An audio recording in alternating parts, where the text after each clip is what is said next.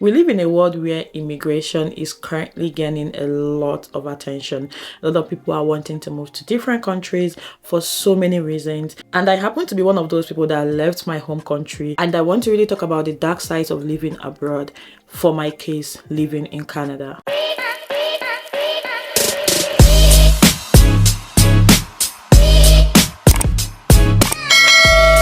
Hey loves, Mara here. If you're seeing my face for the very first time, hi, I am a Nigerian who is currently living as in Canada. I love to make lifestyle content, immigration tips, and self-improvement. If you're returning, you already know I love you so much. When I decided to leave Nigeria to move to Canada, believe me that I did not think that it was going to be an easy life. I mean, for those people that would watch this video and want to judge me, why do you leave if you're not ready to dig it? Hear me out. When I was moving to Canada, I definitely knew that it was going to be a bit of a tough and rocky life, okay? So I didn't come here with crazy fantasies in my head. But then again, nobody really prepares you for the experience when you actually experience it firsthand. And of course, I'm going to be sharing my perspective from a student's point of view, but it doesn't mean that if you're moving to Canada as a permanent resident that you won't experience most, if not all, of the things that I'm going to share in this video. That being said, the toughest part for me since I moved to Canada would be actually combining school and work. You guys, this thing sounds so easy. When I was just about to take on this journey to move to Canada to pursue my education, I heard a lot of people say, oh, education is easy in Canada. You know, you can just come here. You can be going to school and be going to work. And I know that those people meant well when they said that, at least to the best of my knowledge. But because I've experienced it, and I'm here to tell you that it is not true. Education in Canada, it's not easy. It's not for the weak, okay? It's not for someone that is not determined to achieve goals, because I tell you, there'll be times that you're going to ask yourself, what are you really doing here? I have been struggling for the last couple of months since I started my internship. I'm just being honest with you guys, because right now I work full-time and I take classes. Like, I'm fully enrolled in school, and it's a nightmare for me, you guys. I struggle the most. Sometimes I just cry, sometimes I lose it. I work from morning to night till Friday, and I work on Saturdays. I only have Sunday to myself to do assignments. I have papers, and I'm doing my master's degree. I'm writing papers of 20 pages and stuff like that. You guys know how hard this thing can be. So don't let anybody deceive you by telling you that education in Canada is so easy as they make it sound. Of course, it is not really per se easy, but I believe that you can do it because there are thousands of us here doing it. It just takes a lot of determination, but the reality is really not fun. Now, how do I manage being a full-time student, a full-time staff, and a content creator? How I manage it is just to seek for help when I need to. Talking about seeking help, I want to quickly talk to you guys about Toptutors. I am just here staring at how beautiful the weather is. Yeah, Toptutors Academy is an online platform where students like myself that do not want to feel burnt out, or people already feeling burnt out but they need help, or you just want help, like you just want someone to help you.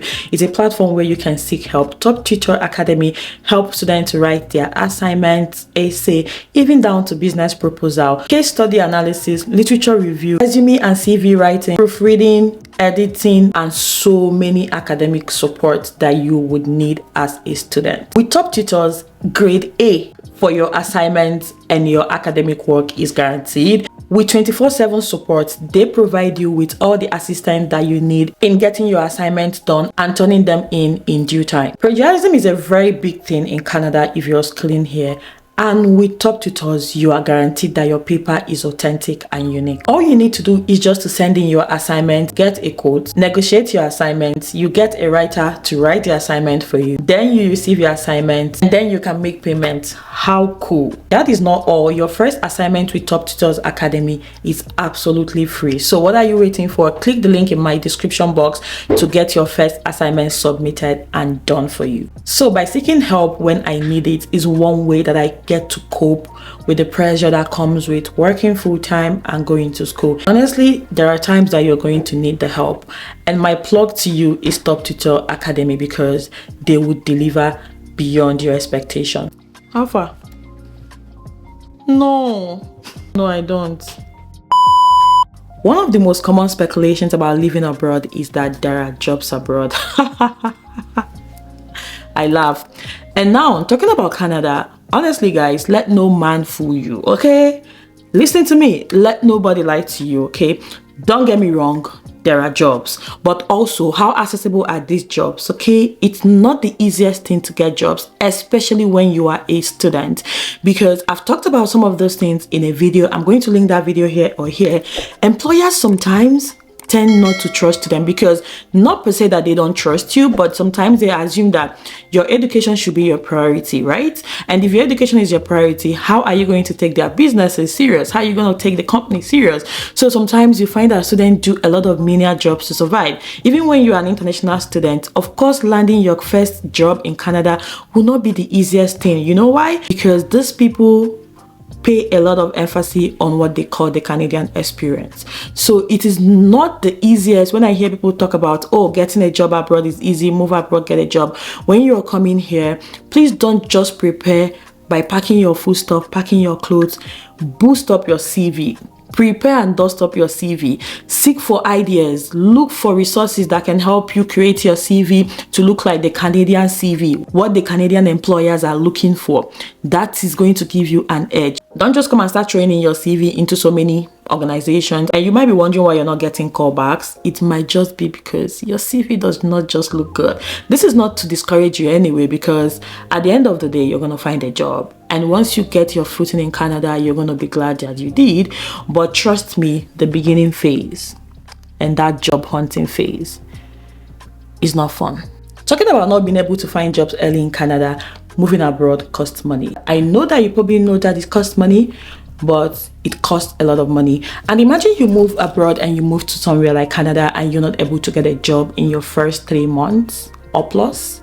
How are you going to survive? The landlord is not going to hear, oh, I'm a new immigrant, I don't have money to pay. Nah, it's not like that. So just know that if you intend to move abroad, it costs good money, and you should at least have plans to pay your bills in the next couple of months when you move there, or when you move to the country that you want to move to, because the job might not be just forthcoming as you thought it. And trust me, you don't want to be here and owe bills. Moving abroad will cost you friends. You're going to lose friendships. You're going to lose relationships. You have to be open to losing some relationships and some friendships, just because sometimes the life goals might not just align anymore. And also because of the time difference, you guys live in a different continent. I am telling you that you're going to lose some friendship, but the true friends that are truly your friends and the people that will rock life with you will keep being there, because life is really going to get busy for you. You're not going to have that much time like you used to chat up, to be on Instagram sharing Instagram reels, to be on TikTok sharing videos. You are not going to have that much time, my friend. Life is going to get real for you, because here, for you to survive, you have to work hard. And for you to work hard, you have to be out every day or working from home, whatever it is, but you have to be working. Just know that moving abroad might cost you friendship, and it might cost you losing the community that you had built in your previous life. But what do I say to people when they complain about this? Let it go. Any friend that is going to stick around will always stick around, no matter the distance. And people that would not understand that life is changing and give you the grace to adjust, let it go. Don't push for things that are not meant to be. Talking about losing friends when you move abroad, yes, you're also going to be lonely. There is a whole lot of series on loneliness in Canada in so many creators' page. Like, a lot of people have talked about being lonely here, and I also have a lot of things to share about it, but I'm just going to briefly summarize it here. Let me tell you, life here is very different from what we have back home in Africa. Trust me, you might live in an apartment for 5 years and you might not know who your next door neighbor is. That is real. That is reality. Like, people are practically busy every day. People do not even have time to socialize as much in Canada, okay, except during summer. When it's winter, everybody's mostly working back home. So people rarely get the time to socialize. And if you're the type that you cannot really enjoy your own company, you don't know how to be by yourself and enjoy your own company, for real, you're gonna really have a tough time living in Canada, at least for your settling phase, because the loneliness is gonna kick in. But what do I say? What I say, if you're a student, try making friends in school, try building your own community.